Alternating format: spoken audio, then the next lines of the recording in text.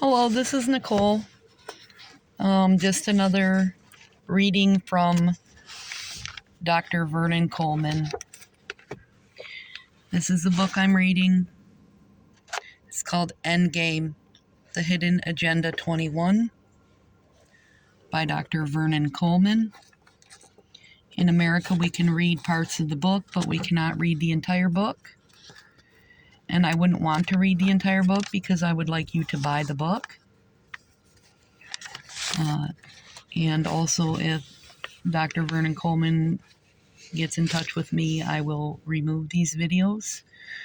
The reason I am reading this is basically just to promote Dr. Vernon Coleman, who is extremely intelligent and often talks about what's going on in the world today, especially with the pandemic. Extremely brilliant author, and you can find his works on vernoncoleman.org and vernoncoleman.com. So here I am going to read an expert up until a certain point in part 2, what the world will look like. And the book is called Endgame. And it's about what's going on today in the world. So, important note, a reminder. As you read on, please remember I wrote this book with one hand tied behind my back. Well, not literally, you understand, but figuratively. In order to publish this book, I had to remove all references to the name of the problem which has triggered the house arrests. And so you will not find therein any reference to a word describing a disease which begins with the third letter of the alphabet, nor will you find any reference to a disease in the name which ends with the number which is slightly greater than 18 and slightly smaller than 20. In addition, in view of proposed new legislation which will make it illegal for anyone, including doctors, to share facts and opinions about a specific medical procedure, I had to avoid using the word beginning with V and using the word inoculation instead. I have also had to avoid using words which describes bits of material placed over the mouth and nose. And I am not allowed to mention an organization which has a name which could be mistaken for a rock band. There were several other restrictions. Readers may be puzzled by this censorship since other authors are allowed to discuss these things in their books. The reality, however, is that I am banned from writing about some things which are open to other authors. So please bear with me if some material seems slightly obtruse. I sometimes think I may have wandered down the rabbit hole. The world is never going back to normal unless we take control. Those who say things will be normal in a few months or a year or two are either lying or they are ignorant. In this part of the book, I am going to describe what we expect in a simple alphabetic analysis of our future. Ondenur Conrad. The good Lord set definite limits on man's wisdom, but set no limits on his stupidity. That's just not fair. Affirmative action. Affirmative action is most accurately described as politically acceptable racism. Pretty much. Africa. There is a disaster in Africa which is going almost unnoticed. It is a disaster of unimaginable proportions. I forecast what would happen many months ago in one of these videos. This man-made disaster was always going to be worse than any natural disaster, worse than any tsunami, any plague, or any volcanic eruption. Expert mathematical modelers advise the United Nations, and as a result of their advice, the official forecast from the UN was that there would be up to 1.2 billion cases and 3.3 million deaths from a new virus. African countries told everyone to stay indoors and did all the things they were told to do. Inevitably, things went terribly wrong. Cases of malaria and tuberculosis went undiagnosed and untreated, and both are now spreading and killing millions. Maternal mortality is soaring, and so is infant mortality. Around 10% of Africa's population will descend into extreme poverty. The number of deaths from starvation will soar. Was that really by accident, or could it have been part of the depopulation plan? Proof that chaos was avoidable comes from Malawi. The wise government there did not impose strict house arrest rules, even though it was predicted that without house arrest there would be 50,000 deaths. The result was that out of a population of 19 million, there were, at the time of writing, just 176 deaths. Agenda 21. Under auspice of the World Economic Forum, the United Nations, and a bunch of unelected billionaires and officials, politicians, and policymakers around the world are determined on creating a global technocracy and introducing what they call the Great Reset or Global Reset, a crude reform of social engineering designed to manipulate and own every citizen on Earth. The world we know now in 2021 is just a taste of what we can expect in the future. The aim of those following Agenda 21 is to create their own version of utopia, a global technocracy with guaranteed income for every citizen and a system of reward, punishment, and control modeled on China's social credit system. Global warming is the excuse. Once the global reset has been completed, citizens will be monitored. Those who behave will be rewarded. Those who fail to comply with orders as they are given will be punished and excluded from much of society. Agenda 21 is organized, legalized corruption.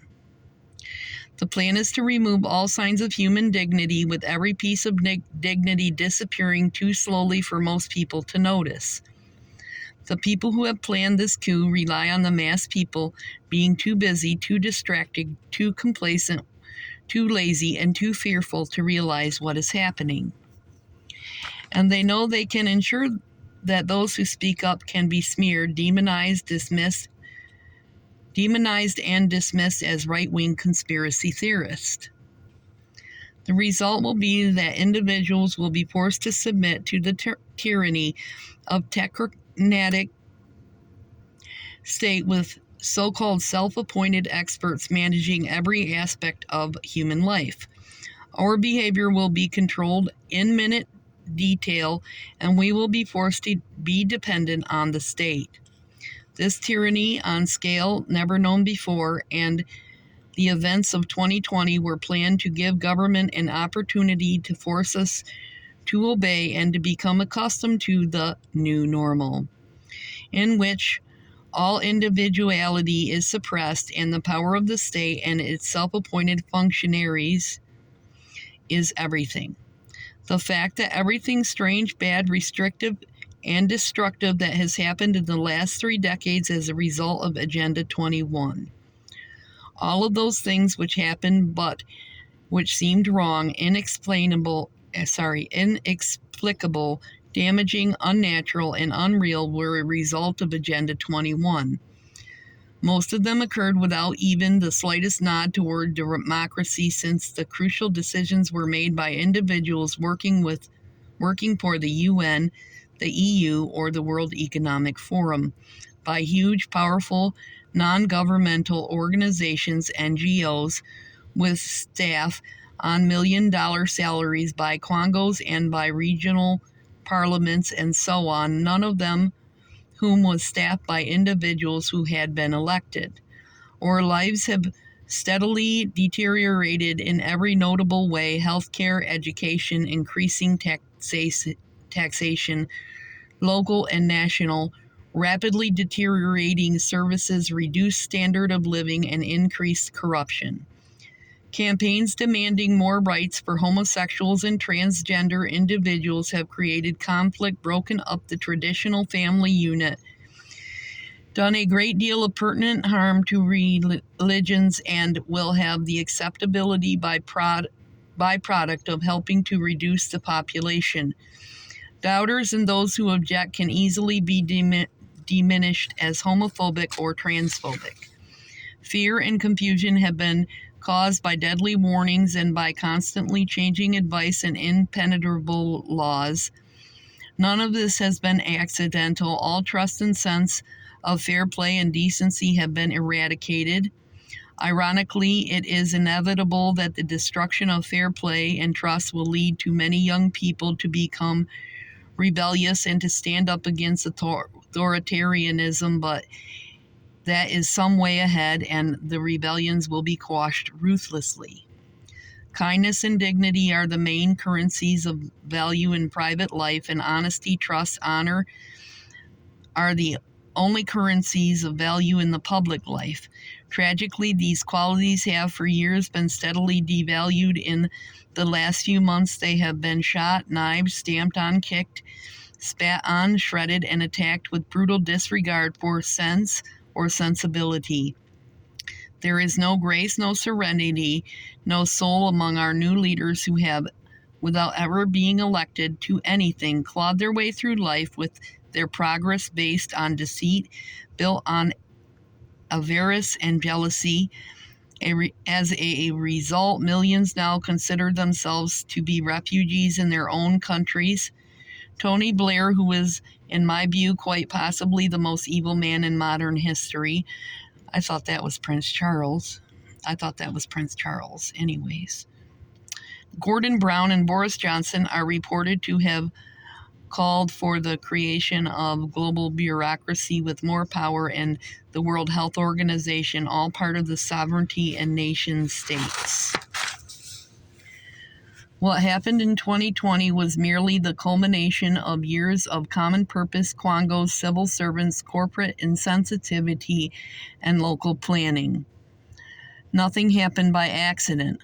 Much of the rest of this book simply explains the full consequences of these plans, what the new normal will look like unless we call a halt to it, and how the United Nations plan will affect every aspect of our lives. So I don't want to make this too long, so I'm going to end it there.